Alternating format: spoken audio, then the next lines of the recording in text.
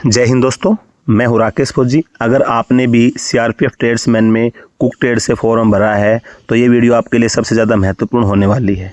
CRPF tradesman में पदों पर जो बड़ी भर्ती आई उसके अंदर जो सबसे मेन जो पार्ट होता है, वैसे तो हर सिलेक्शन प्रोसेस का जो भी चाहे फिजिकल है, चाहे सीबीटी है, चाहे मेडिकल है, सभी चीज़ें अपने आप में इंपॉर्टेंट है, लेकिन जो ट्रेड टेस्ट होता है वो भी आपको क्लियर करना पड़ता है। बहुत से कैंडिडेट्स ऐसे होते हैं जो फिजिकल बढ़िया से निकाल देते हैं, रिटन एग्जाम भी अच्छे से निकाल लेते हैं, लेकिन ट्रेड टेस्ट की सही जानकारी न होने के कारण बाहर हो जाते हैं। तो आज की इस वीडियो में हम कांस्टेबल ट्रेड के टेस्ट के बारे में, टेस्ट में क्या करवाया जाता है, कितने नंबर का होता है, पास होने के लिए कितना नंबर आपको चाहिए, पूरी जानकारी आपको मिलेगी। साथ ही ट्रेड टेस्ट के साथ साथ आपको किन बातों का ध्यान रखना है जो आपको नहीं पता होंगी, वो भी आज की वीडियो के माध्यम से आपको पता चलने वाली है, जो आपको ट्रेड टेस्ट में पास करने में बहुत आपका बड़ा योगदान साबित होगा।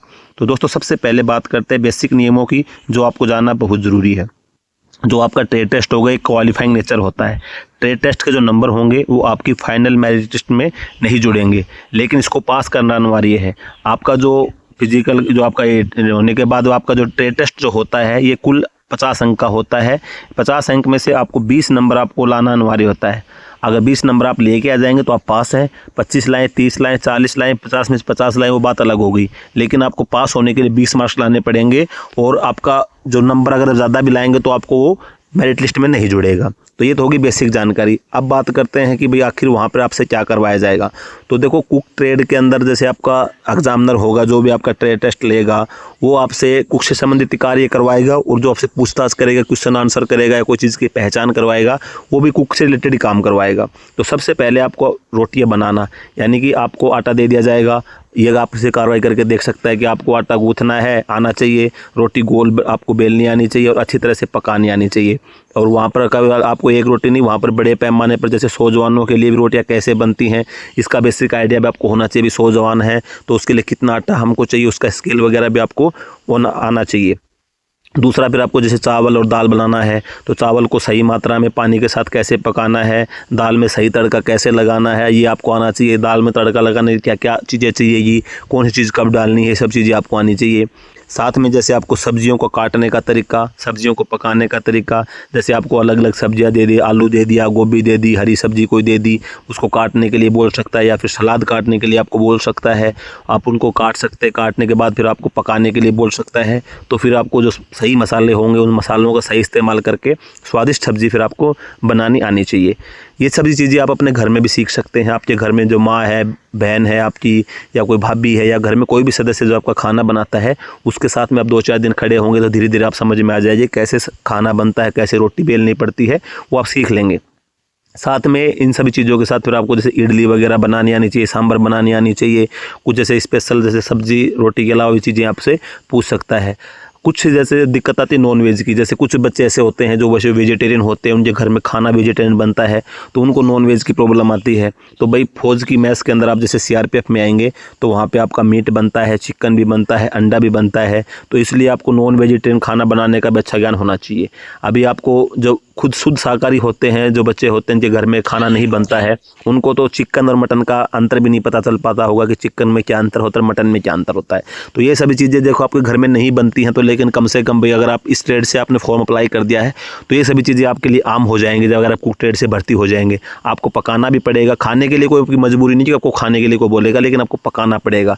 तो पकाना पड़ेगा तो उसकी प्रोसेस आपको आनी चाहिए कि भाई अगर आपको 1% आपको बोल दे कि भाई आपको ये मीट पकाना है तो उसकी प्रोसेस आपको आनी चाहिए। उस टाइम पे आपको ये नहीं कि इसको कैसे पकाऊं मैं। तो आजकल तो वीडियो आपको चिकन के, मटन के, अंडा के, ये सभी बनने के वीडियो आपको बहुत सारी वीडियो देखने को मिल जाते हो। कैसे बनता है, नहीं किसी होटल में आप जाके 1-2 दिन देख सकते हैं कि वो किस प्रकार से बनाते हैं। तो उस प्रकार से आपको नॉनवेज की जानकारी होनी चाहिए। साथ में फिर मसाले और राशन की पहचान आपको होनी चाहिए कि भाई दालें जो होती हैं, जैसे आप खाना नहीं बनाते हैं घर में इतनी, तो आपको नॉलेज नहीं होगी। कई प्रकार की दाल है, आपको अरहर की दाल कौन सी है, उड़द की दाल कौन सी है, मसूर की दाल कौन सी है, काली दाल जैसे अरहर की काली दाल, अरहर छिलका दाल होगी, मतलब हर प्रकार की, जैसे उड़द छिलका है, उड़द साबुत है, इन सभी जैसे दालें जितनी भी होती हैं, इन सभी दालों की आपको पहचान होनी चाहिए। मसालों की जानकारी आपको होनी चाहिए। छोटी इलायची है, बड़ी इलायची है, दालचीनी है, जिस प्रकार के भी जो मसाले हैं, तो गरम मसाला, कस्तूरी मेथी, जीरा, राई, अलग अलग प्रकार के जो भी मसाले हैं, दालें हैं, उन सभी की पहचान आपको आनी चाहिए कि आपके सामने रख दिया, आप आपको बोल दिया कि भाई ये आइटम उठा के लाओ, तो आपको उन चीज़ों का पता होना चाहिए। तो ये सभी चीज़ें आपके घर में रसोई में मैक्सिमम चीज़ें मिल जाती हैं, वहाँ से आप देख सकते हैं। वहाँ नहीं तो फिर आप ऑनलाइन आप गूगल पे सर्च मार के मसालों की लिस्ट, उनकी इमेज से आप पहचान लेंगे कि भाई ये चीज़ें होती हैं।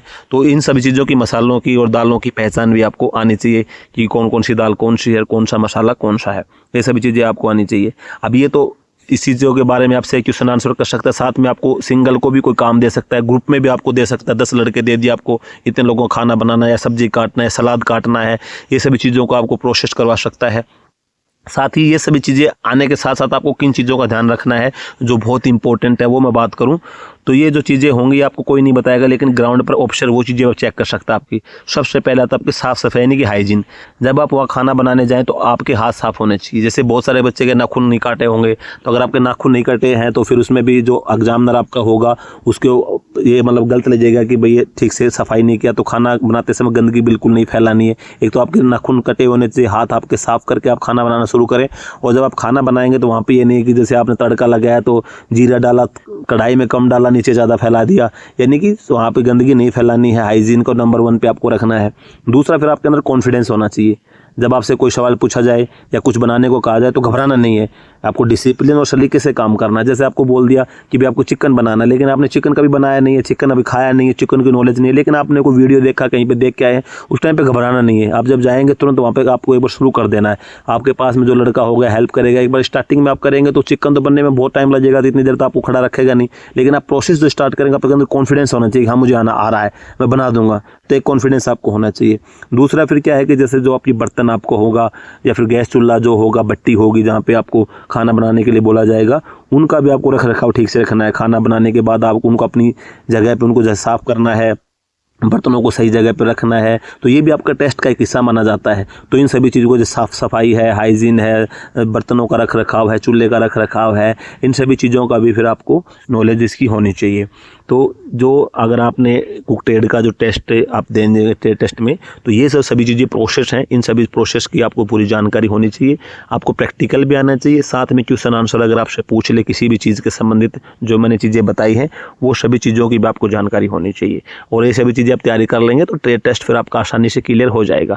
तो जो छोटी मोटी चीज़ें हो आप अपने घर में सीख सकते हैं। जैसे आपको आटा लगाने का तरीका घर में सीख सकते हैं, रोटी बनाने का तरीका, रोटी को बेलने का तरीका, रोटी सेकने का तरीका, सलाद काटने का तरीका, सब्जी काटने का तरीका, सब्जी छौंकने का तरीका, जो सब्जी घर में जो बनती है, दाल है, दाल में तड़का लगाने का तरीका, दाल बनाने की प्रोसेस। तो ये जब चीज़ें जो आपके घर में जो खाना बनता है, अगर उतना भी आप सीख लेंगे तो मैक्सिमम कोशिश है कि 80% आपका चांस हो जाता है कि आप ट्रेड टेस्ट क्लियर कर देंगे। 80% चांस मैं बोल रहा हूँ। जिसके घर में नॉनवेज बनता है तो मान लो वो तो 90% तक चांस है कि वो क्लियर कर देगा आपका ट्रेड टेस्ट। और अगर आपके घर में नॉनवेज नहीं बनता है, वेज वगैरह बनता है, थोड़ी बहुत नॉनवेज की जानकारी आप ले लेंगे, तो आप ये मान के चलो घर में जो खाना बनता है उसमें हेल्प भी होगी, वो घर वाले भी खुश होंगे, आप काम भी सीख जाएंगे, तो आपके चांसेस बढ़ जाते हैं कुक ट्रेड में ट्रेड टेस्ट क्लियर करने के लिए। तो आज के वीडियो में बस यही जानकारी थी। उम्मीद है जानकारी आपको अच्छी लगी होगी। जानकारी अच्छी लगी वीडियो को लाइक कर देना, चैनल पर पहली बार है सब्सक्राइब जरूर कर देना। मिलते हैं अगले वीडियो में। जय हिंद।